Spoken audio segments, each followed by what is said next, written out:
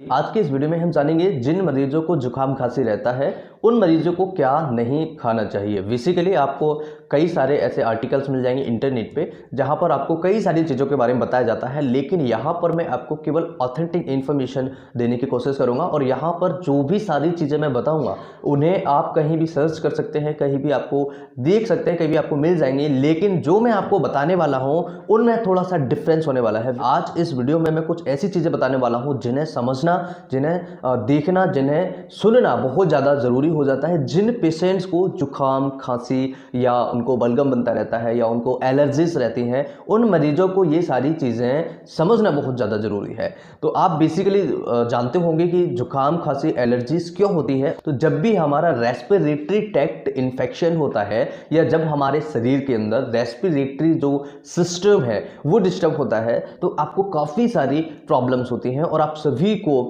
Allergies, फेफड़ों से संबंधित बीमारियां हो जाती है। तो जब भी आप इस चीज़ के कांटेक्ट में आते हैं, जैसे किसी वायरस बैक्टीरियल इन्फेक्शन के कांटेक्ट में अगर आप आते हैं तो आपको फिजिकली सबसे पहले जो इन्फेक्शन होता है वो रेस्पिरेटरी ट्रैक्ट इन्फेक्शन होता है, क्योंकि रेस्पिरेटरी एक कॉमन एक ऐसा रास्ता है जहां पर हमारे आसान तरीके से बैक्टीरियाज बॉडी के अंदर जा सकते हैं, आसान तरीके से वहां पर ये इन्फेक्शन कर सकते हैं। तो जब भी हमें रेस्पिरेटरी से रिलेटेड कोई इन्फेक्शन होता है तो काफ़ी सारी चीज़ों का हमें ध्यान रखना चाहिए। बेसिकली आप ट्रीटमेंट लेते रहते हैं लेकिन रिलीफ नहीं मिलता है, काफ़ी सारी आप दवाइयाँ खाते हैं लेकिन उसका रिलीफ या उनसे आपको आराम नहीं मिलता है, तो आपको काफ़ी ज़्यादा गुस्सा आता है, बहुत ज़्यादा चिड़चिड़ा जाते हैं, आपको बहुत ज़्यादा दिक्कत होती है कि हम करें क्या, हमें क्या करना चाहिए, हम किस मेडिसिन को लें, कहाँ से लें, किस डॉक्टर को दिखाएं, क्या करना चाहिए। ये सारी चीज़ें जब आप करते हैं तो हो सकता है कि आपको थोड़ी सी मेंटल इरिटेबिलिटी भी हो जाती हो। तो यहाँ पर कुछ ऐसी चीज़ें हैं जिनकी वजह से हमारी प्रॉब्लम्स बढ़ सकती है। तो सबसे पहली चीज़ जो है वो है डेयरी प्रोडक्ट्स। डेयरी प्रोडक्ट्स देखिए जो साइंस कहती है पहले उसके हिसाब से समझते हैं, देन उसके बाद हम समझेंगे जो हमारे बुजुर्ग कहते थे, बुजुर्ग हमारे क्या कहते थे उसके बारे में भी थोड़ा सा हम समझेंगे। जो साइंस कहती है कि जो भी मरीज ऐसे हैं जिनको जुकाम खांसी एलर्जीज या लंग से रिलेटेड इन्फेक्शन होता है, उन पेशेंट्स को, उन लोगों को ये सारी चीज़ें थोड़ी सी अवॉइड करनी चाहिए। कौन सी चीज़ें अवॉइड करनी चाहिए?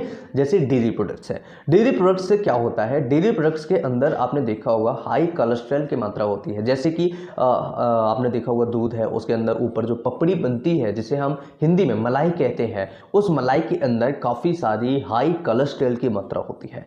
और हाई कोलेस्ट्रॉल जो है, या कहे एक सीधी भाषा में समझे, चिकनाहट, बहुत ज़्यादा चिकनाहट होती है। तो जब भी हम डेयरी प्रोडक्ट्स लेते हैं तो डेयरी प्रोडक्ट्स लेने से हमारी जो अंदर चिकनाहट जाती है उससे काफ़ी सारा नुकसान हमें होता है। चिकनाहट की वजह से काफ़ी सारी प्रॉब्लम्स हमारी बढ़ सकते हैं, स्पेशली लंग्स की बीमारियों में अगर हम बात करें तो डेयरी प्रोडक्ट से ये हमारा बलगम, एलर्जी, जुकाम खांसी जैसी समस्या बढ़ जाती है और हमें काफ़ी सारी दिक्कतों का सामना करना पड़ सकता है। तो डेयरी प्रोडक्ट्स में क्या क्या आते हैं, आप क्या समझते हैं कि डेयरी प्रोडक्ट्स क्या क्या होते हैं? जैसे दूध से बनी जितनी भी चीज़ें होती हैं उन्हें हम डेयरी प्रोडक्ट्स की कैटेगरी में रखते हैं। पनीर है, दही है, मक्खन है, मट्ठा है, दूध है, बहुत सारी ऐसी चीज़ें आती हैं मार्केट में अवेलेबल है जो दूध से बनी हुई होती हैं और उनकी वजह से आपको जो बलगम, एलर्जीज या आपको कई सारी ऐसी फेफड़ों की समस्याएं होती हैं वो बढ़ जाती है। तो ये चीज़ आपको थोड़ा सा ध्यान रखना होगा। इसके अलावा साइंस कहती है डीप फ्राइड चीज़ें। डीप फ्राइड चीज़ें यानी कि ज़्यादा तली हुई चीज़ें, दो बार, तीन बार तली हुई चीज़ें।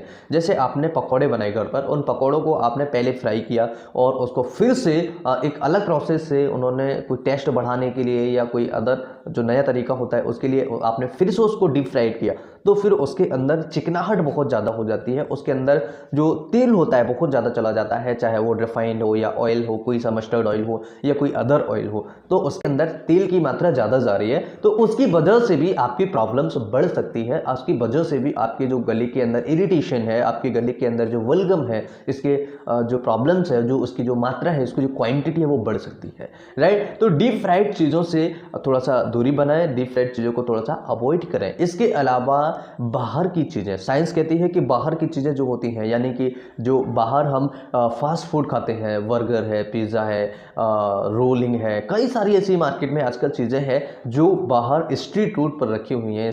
मतलब कि जो आम रास्ता है उस पर रखी हुई है।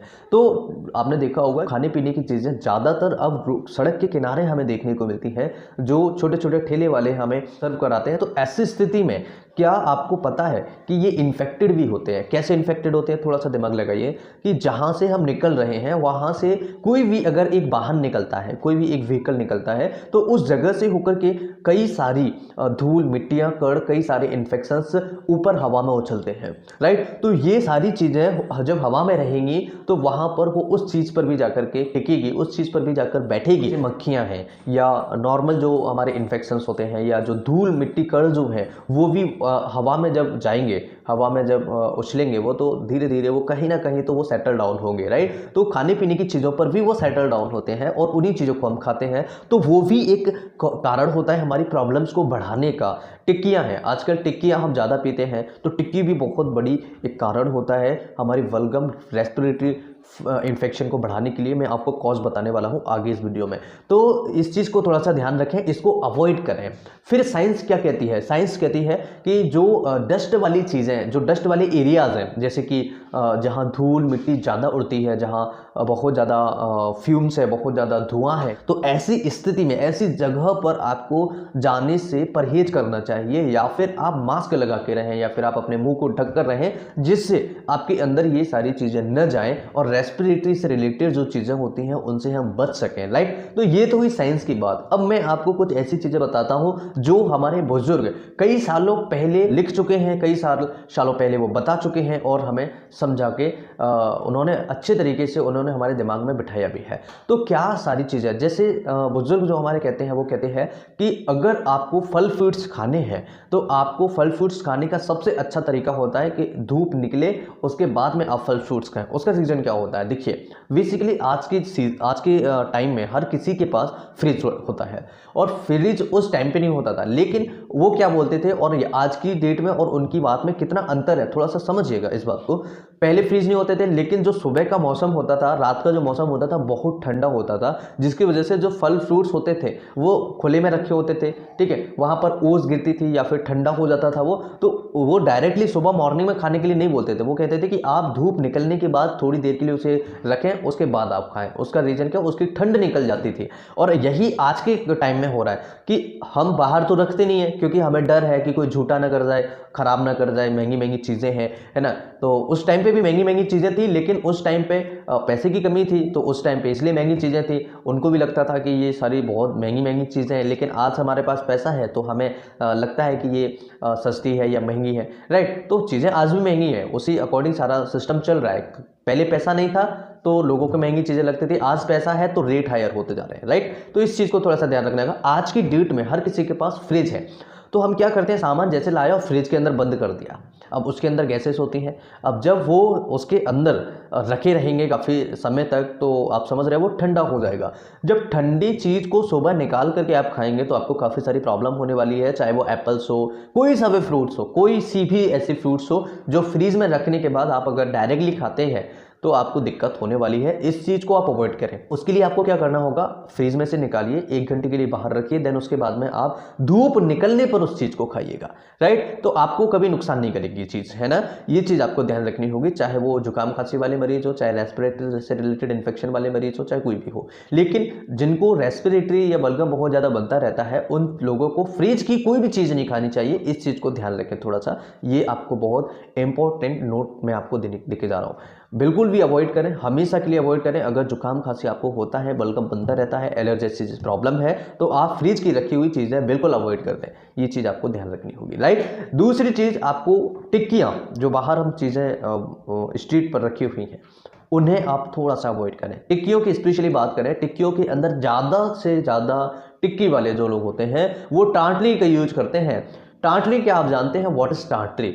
टाटरी एक ऐसी खाने की ऐसी एक एलिमेंट है, एक ऐसा पदार्थ है जो खट्टाई के मामले में सबसे ज़्यादा बहुत हैवी होता है। यानी कि अगर आपने थोड़ी सी टाटरी किसी नॉर्मल पानी में डाल दिया तो बहुत ज़्यादा खट्टा हो जाएगा वो, है ना। तो खट्टी चीज़ों से, जितनी भी खट्टी चीज़ें होती है उसकी वजह से भी हमारे रेस्पिरेटरी की जो वल्गम इन्फेक्शन होते हैं वो बढ़ते हैं, थोड़ा सा बढ़ जाते हैं। स्पेशली टाटरी की बात करें तो टाटरी से भी ये समस्या बहुत ज़्यादा आपकी बढ़ सकती है। इसलिए आप अवॉइड करें, राइट। तो ये सारी चीज़ें। दूसरा, कई ऐसे पेशेंट्स थे कि एलर्जी के मामले में क्या हम बनाना खा सकते हैं, केला खा सकते हैं या नहीं खा सकते हैं। तो ऐसे लोग जिनको एलर्जी है और उनको अगर केला बनाना खाना हो तो बिल्कुल खा सकते हैं, इसमें कोई भी ऐसा कन्फ्यूजन नहीं है, कोई भी ऐसी बात नहीं है कि आप केला नहीं खा सकते हैं। हाँ, वो एक बात अलग है कि केला से अगर एलर्जी है, बनाना से अगर किसी को एलर्जी है तो वो अवॉइड करें, बाकी आप बनाना ले सकते हैं, केला आप खा सकते हैं। मुझे लगता है ये साइंटिफिक डेलिब्रेशन आपके लिए बहुत ही हेल्पफुल होगा। इस डेलिब्रेशन के लिए अगर आपको लगता है कि चैनल को सब्सक्राइब करना चाहिए, इस तरह की और वीडियोस देखना चाहिए, तो आप चैनल को लाल बटन दबाकर जरूर सब्सक्राइब करें और अपने दोस्तों के साथ जरूर शेयर करें, जिससे कि इस तरह की ऑडियोज आपको मिल सके। आप सबसे रहिए, मस्त रहिए और आगे बढ़ते चलिए। नमस्कार, thanks for watching, have a nice day, जय हिंद।